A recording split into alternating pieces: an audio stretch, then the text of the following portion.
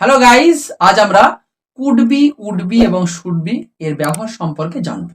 Could be এটা আমরা possibility অর্থাৎ সম্ভাবনা অর্থে ব্যবহার করে থাকি।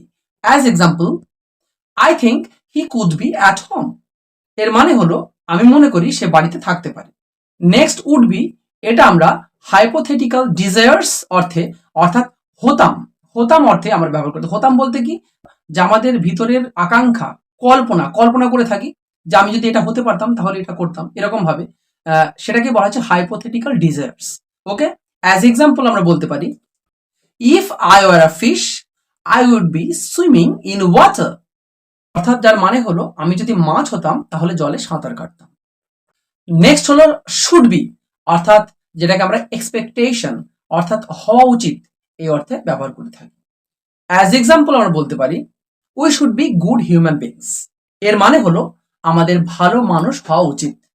ওকে, ভিডিও ভালো লেগে থাকলে লাইক, কমেন্টস, শেয়ার।